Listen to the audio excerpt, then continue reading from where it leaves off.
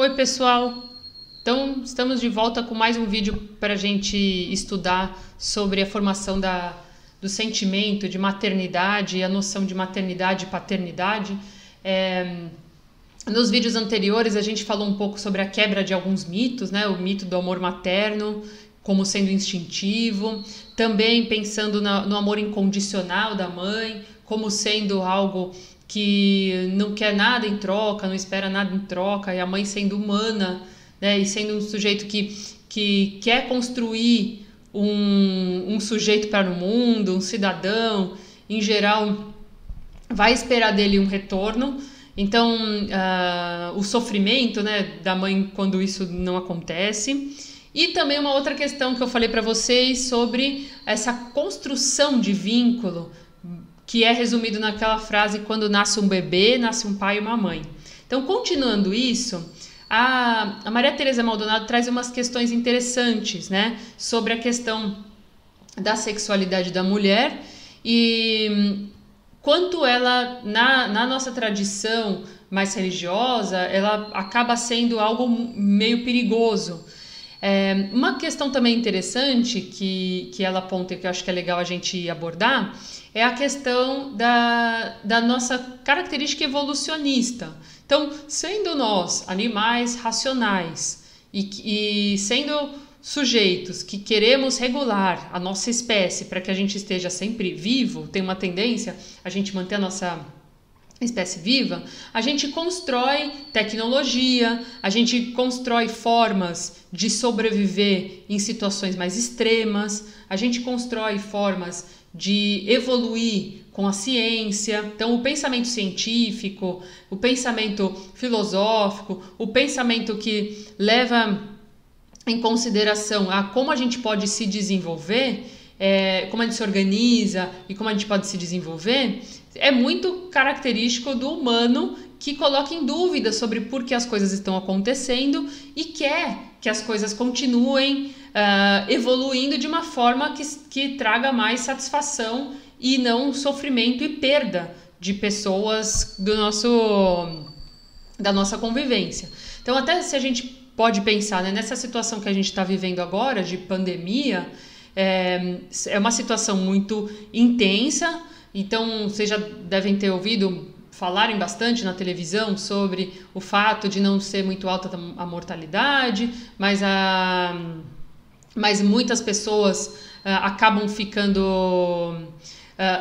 sendo afetadas pela doença, acabam ficando doentes, ou muitas às vezes nem demonstram que estão doentes, mas de qualquer forma, o fato da gente perceber que está havendo uma mortalidade intensa no mundo, isso de certa forma vai aproximando da gente, da nossa realidade, a gente vai tendendo a olhar para os nossos entes queridos e para a nossa própria vida com um pouco mais de ansiedade, com um pouco mais de risco, e a tendência é que a gente comece, de certa forma, a tentar valorizar. O pensamento científico, ele vem nesse sentido, no sentido de poder investigar e tentar achar resposta para aquilo que possa estar causando algum transtorno, algum desconforto.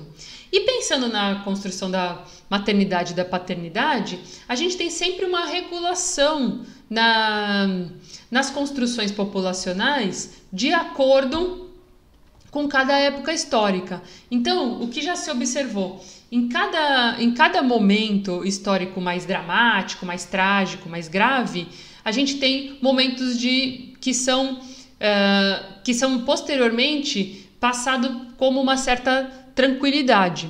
Então, sempre a nossa vida vai sempre sendo regulada nesse sentido. Momentos mais de abalo, momentos de tranquilidade, momentos de abalo, momentos de tentativa de tentar equilibrar. E isso também vai acontecendo com os nascimentos. Uma curiosidade que ela traz no livro, a Maldonado traz no livro, é a questão da regulação das populações. Então, por exemplo, depois de pestes, depois de momentos de situações extremas, por exemplo, como guerras, épocas de muito sofrimento, vulcão, tsunami, situações mais extremas, a gente tem como consequência, momentos de mais nascimentos. Então, se a gente for observar na história do Brasil mesmo, após a Segunda Guerra, observa como eram a quantidade de filhos das famílias. Então, quem nasceu por volta da década de 50, mais ou menos, né, começo da década de 50, final da década de 40, provavelmente tem mais do que um irmão. Provavelmente eram famílias, né, até famílias grandes, famílias com 7 filhos, 8 filhos. Não entrando aqui no mérito e na questão, na discussão sobre o papel da criança, o papel dos pais, o papel de cada um na sociedade, né? Se as crianças eram colocadas para trabalhar, não é essa questão. O que é interessante da gente observar é como a gente vai se regulando. Então tem uma tendência a se regular. À medida que a gente foi vivendo, até ultimamente, se vocês observarem, em sociedades mais industrializadas, mais urbanizadas e mais tecnológicas, tem uma demanda maior pelo trabalho e uma taxa de natalidade menor.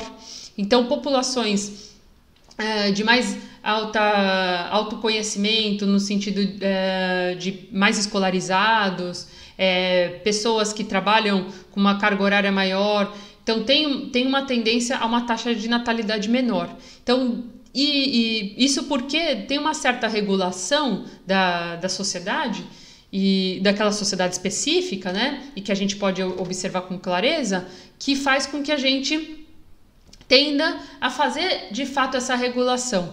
Precisa de mais integrantes, pode esperar, eu consigo produzir. Isso vai orientando quem a gente vai ser e quem a gente vai construir como sujeito, né? E vai ajudar a construir como sujeito quando a gente vai planejar uma criança ou não planejar, enfim. Vamos continuar falando no próximo vídeo. A gente continua falando um pouquinho sobre alguns tabus em relação à maternidade. Dentre eles, a gente vai falar um pouco sobre a sexualidade e também sobre a gestação e o parto. Isso vai dar um início para o que a gente vai falar na próxima aula, nas próximas aulas, né, sobre o parto e o papel da mãe, o papel do pai, o papel das pessoas do entorno, tá? Então, agora no próximo vídeo a gente vai falar um pouco mais sobre o parto. E o parto, a sexualidade e tudo aquilo que é tabu em relação ao nascimento da criança. Até o próximo vídeo.